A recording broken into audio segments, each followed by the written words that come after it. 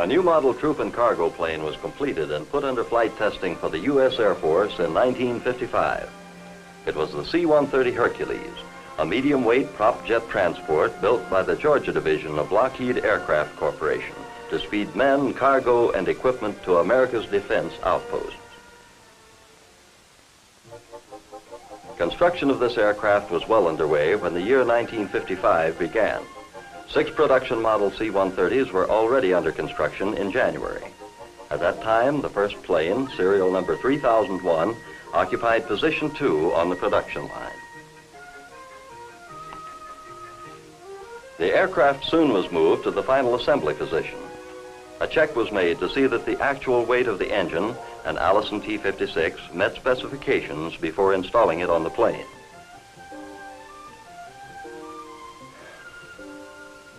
In the meantime, Curtiss-Wright propellers were uncrated, reversible blades were fitted into the hubs, and operation of the blade change mechanism was checked. A preservative was added to the engine fuel system until actual engine runs could be accomplished on the flight lines. The engines were turned by air-ground power for the pickling process. All engines were installed by mid-February. Before the plane left the production line, installations of personnel seats and equipment were checked and found to be satisfactory. The seats were removed and special first flight test equipment was installed.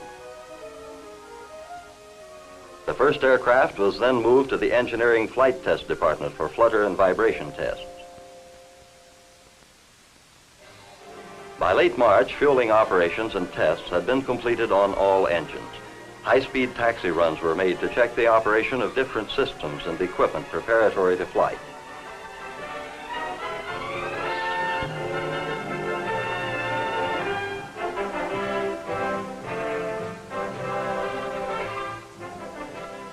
The first production C-130 took off on its maiden flight on April 7, 1955. Only about 800 feet of runway were required for the takeoff. The plane was in the air 1 hour and 7 minutes. During this flight, landing gear and stall tests were satisfactory. Starting with this trip, a half-dozen C-130s logged a total of 94 hours and 17 minutes in tests during the remainder of the year. The landing on the first flight was routine. Using reversible propellers, the plane required only about 2,000 feet of runway for the landing.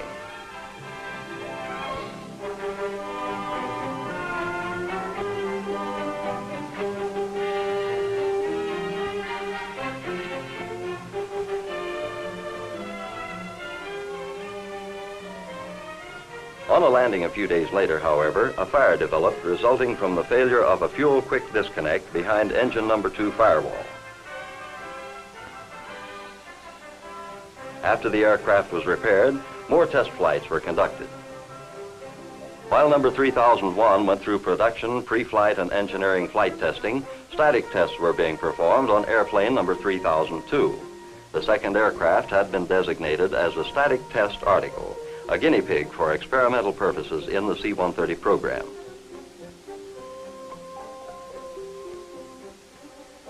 The fuselage of the static test article was prepared for an air pressure test. It was filled with containers to protect against serious damage should the section fail. The aft section failed at 12.74 pounds per square inch. To reduce potential damage resulting from pressure tests, Lockheed proposed that further tests be conducted hydrostatically. The Air Force concurred. A concrete pool was built for the hydrostatic or underwater tests of the aft and nose sections. The pool cost approximately $20,000, and the water method has saved an estimated $500,000. The water testing procedure was simple. The fuselage section was bulkheaded, made watertight, filled with water, and submerged. The interior was pressurized. With the conventional air pressure test method, when failure occurs, the force of the exploding compressed air causes secondary damage, which sometimes makes it difficult to find the origin of the weakness. Damage to the section is less in the hydrostatic test, since water, for all practical purposes, is not compressible. The forward section was pressurized satisfactorily. The aft section, which failed in the air pressure tests, was replaced and submerged in the pool. The section was successfully pressurized to 15.1 pounds per square inch, more than twice the normal operating pressure.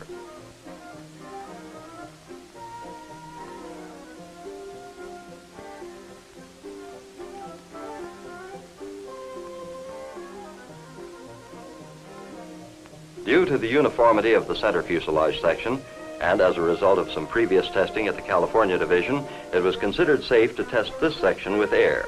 The section was pressurized to the required 15 pounds per square inch. The outer wing flaps were subjected to extensive fatigue tests. As weaknesses were observed, designs were improved until the flaps successfully completed 8,000 cycles. When tests began on wing down bending, it was necessary to use stop-motion photography to speed up the slow bending of the wing.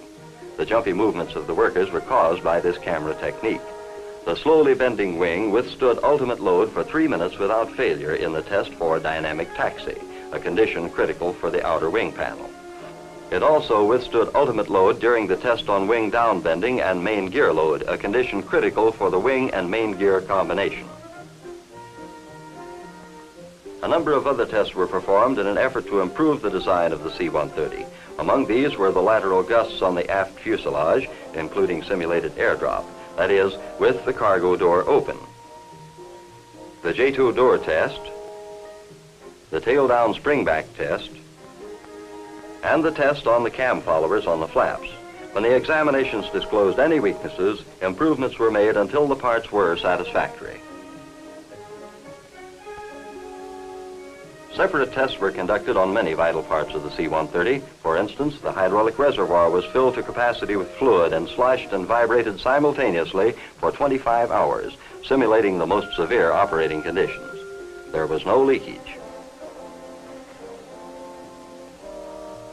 During the year, special tests were made on a new cargo floor design. The new floor was constructed of extruded stiffeners riveted to a metal skin, which could be used to replace the solid machined stiffened panels in event of need for wartime acceleration of the C-130 program. The rolling test consisted of a rubber tire under a load of 6,500 pounds, rolling back and forth across the floor 2,000 times.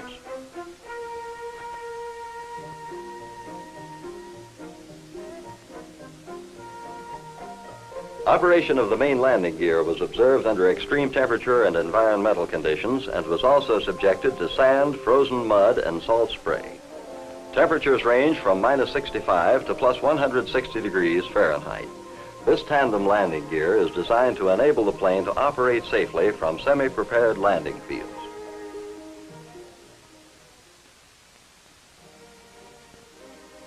While the static test article was undergoing many rigorous qualification tests, other C-130s completed production airplanes were used for flight tests, demonstrations, and briefings for key military personnel. The first show was staged in July. Military personnel, newspaper reporters, photographers, and top television and radio people from all over the nation came to Marietta to see the new air freighter. The demonstration began with an exhibition of the flying characteristics of the Hercules. The turboprop C-130 is the fastest transport plane in production for the U.S. Air Force. It can travel at speeds of more than 370 miles per hour. A fast climbing aircraft, the C-130 can reach an altitude of 2,500 feet in only 60 seconds. A versatile plane, the C-130 can fly with the Stratojets at 40,000 feet altitude on long missions, or it can dip low enough to drop paratroops and supplies to advance military base operations. The reporters, television, and radio men watched the Hercules back up over great distances. The unique ability to travel such distances in reverse makes the plane particularly useful in combat zones where time and space are limiting factors. The steerable nose wheel and the reversible propellers allow the aircraft to park in a very limited area.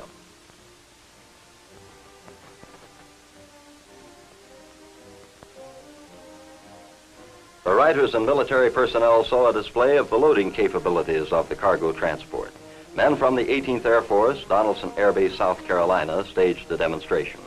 A 5,000-gallon jet fuel tanker was driven into the aircraft using the built-in loading ramp which serves as a rear door. This ramp also can be put at truck floor level for straight-in loading. The plane can accommodate 20 tons of heavy equipment.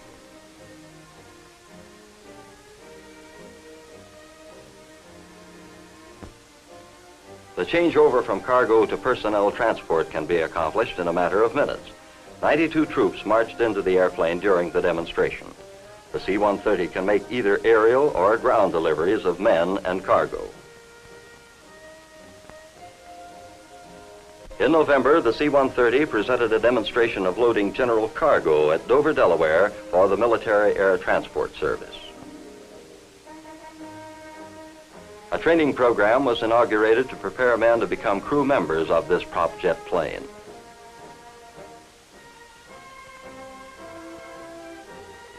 Spare parts shipments to the Air Force commands, which are to receive the C-130s, were ahead of schedule.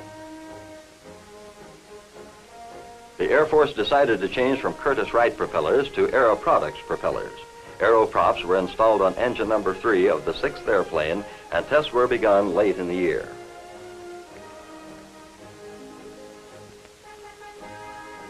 The cargo transport is to be used as a supply ship in the Arctic regions. Development design was started on a ski wheel for the C-130. The ski wheels were scheduled to be flight tested late in 1956.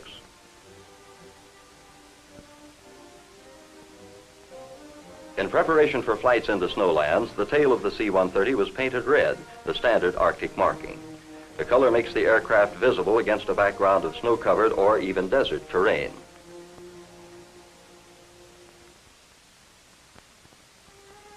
The testing and production programs were on schedule at the end of the year.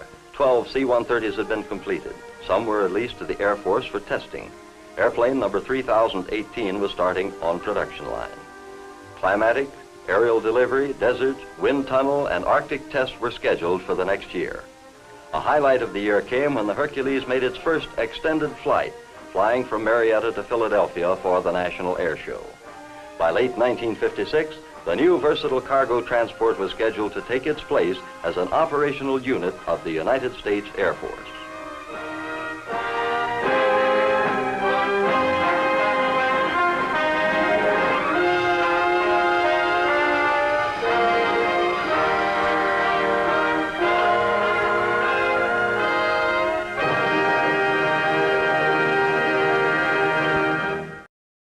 The aircraft soon was moved to the final assembly position. A check was made to see that the actual weight of the engine, an Allison T-56, met specifications before installing it on the plane.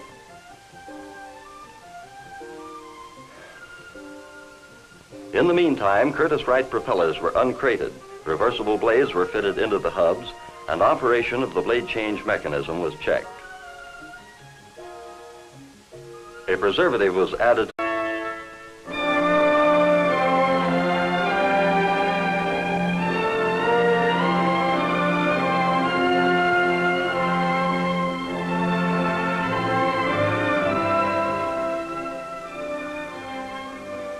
A new model troop and cargo plane was completed and put under flight testing for the U.S. Air Force in 1955. It was the C-130 Hercules, a medium-weight prop jet transport built by the Georgia to the engine fuel system until actual engine runs could be accomplished on the flight lines. The engines were turned by air-ground power for the pickling process. All engines were installed by mid-February. Before the plane left the production line, installations of personnel seats and equipment were checked and found to be satisfactory. The seats were removed and special first flight test equipment was installed. The first aircraft was then moved to the engineering flight test department for flutter and vibration tests. By late March, fueling operations and tests had been completed on all engines. High-speed taxi runs were made to check the operation of different systems and equipment preparatory to flight.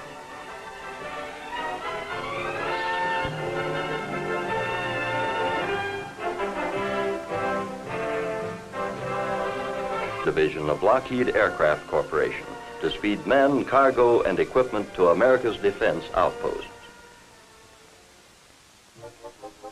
Construction of this aircraft was well underway when the year 1955 began. 6 production model C-130s were already under construction in January. At that time, the first plane, serial number 3001, occupied position 2 on the production line.